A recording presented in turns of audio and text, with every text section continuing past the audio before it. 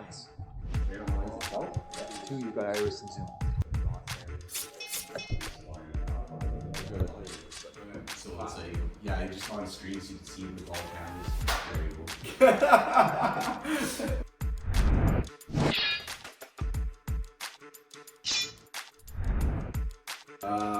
So I'm Terry Lemaire. I'm from Timmins, Ontario. I'm 32. I'm currently 5-2 in professional MMA, 2-0 in pro Muay Thai, and I'm riding a 7-fight win streak. I've been on since 2014. I got into the sport through a buddy of mine. Corey brought me to T-Mac when I was 18. Figured my athletic career was done as a hockey player, wasn't making it to the big leagues, so we switched over to kicking ass. And my name's not Steve Sullivan, bro. I don't have that skill. I don't know if that was good, but we'll keep going. Yeah, it's all good, man. Well, favorite one would have to be my signature guillotine. It's always there. We call it the gift.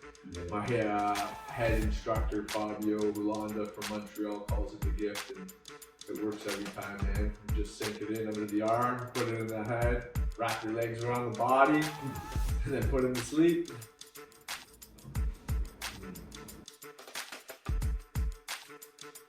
Not to sound egotistical or anything, but I think I'm my own inspiration.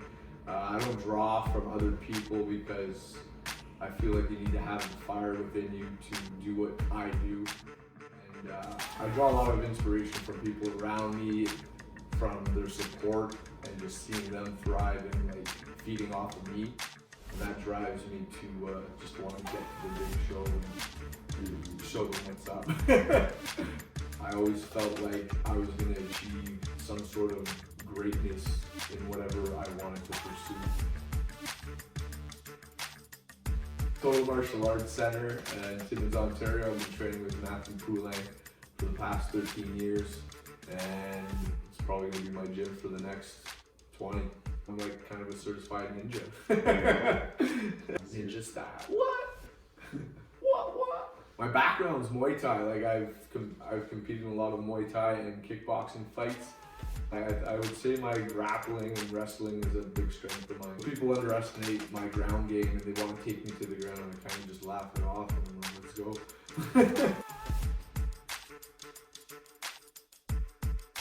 Yeah, I do. I don't know if I could make it public right now, but I do see some holes in this game. Seems to be a pretty good jiu-jitsu specialist. Good off his back. He's got a lot of submissions, a lot of variations for different submissions like leg locks, arm bars, rear naked chokes, and big hole in this game I would say is the striking. So we're going to look to expose that and put the Muay Thai to the test. Everybody likes that left hook knockout. Wow!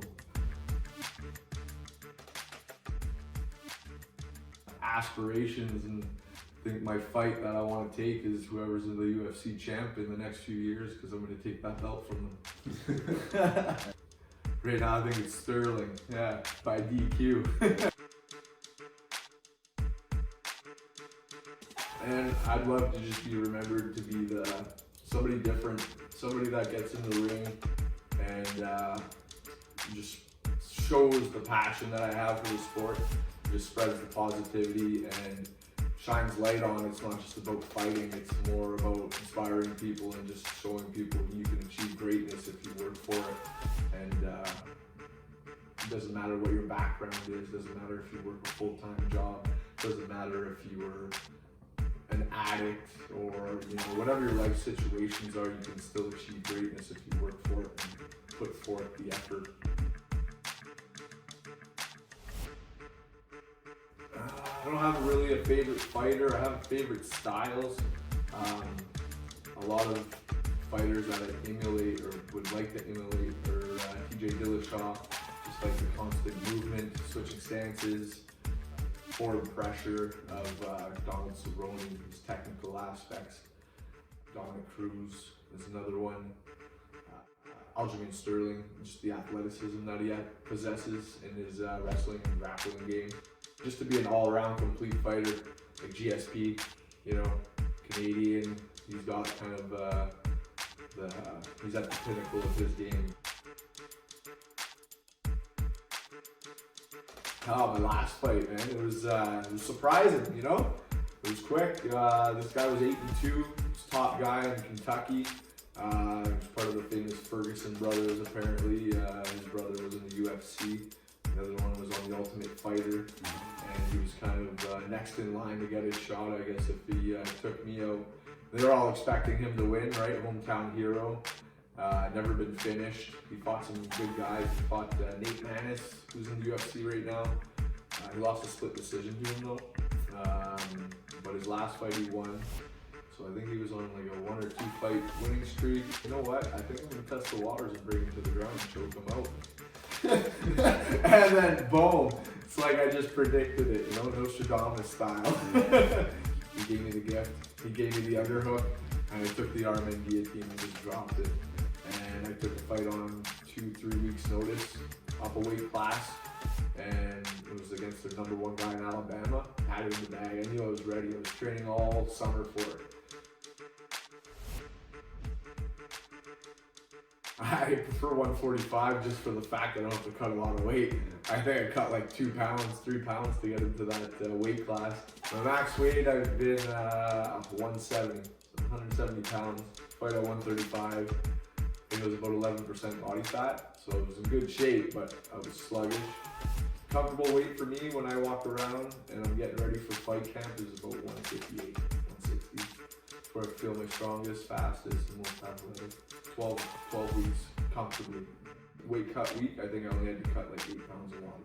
If nobody cut weight, I'd be fighting at 145 for sure, but if I move up, those guys are like 5'11" and they're walking around at 175. Yeah, well, my last fight was COVID, you know, we're in a freaking pandemic, so it was pretty limited. As a professional, I was still allowed to train with my trainer, so Matt Poulet was my main guy. It was one-on-one the whole time, so one of my best training camps. Not a lot of sparring, we did a lot of timing sparring, and we did a lot of grappling and stuff, but I found that it was more geared towards me every time I was in the gym. So it wasn't like I was going in there doing a class and just burning out my arms and sweating. I was going in there and I was repping techniques for this fight, I was repping combos for this fight, I was repping different grappling moves for this fight, so it was definitely one of my better camps. It actually pushed me to stay ready. You know, there was a week or two I was kind of down in the dumps because I couldn't fight, because I was supposed to fight in June. I had it scheduled, I had the contract, going to fight for BTC. It was a top prospect in Ontario, I was pumped for it, but that got canceled because of COVID. So I just decided to stay to my diet. I was doing home workouts every day, man, and I stayed ready, and I was reaching out to promotions all over again. So it actually affected me in a good way.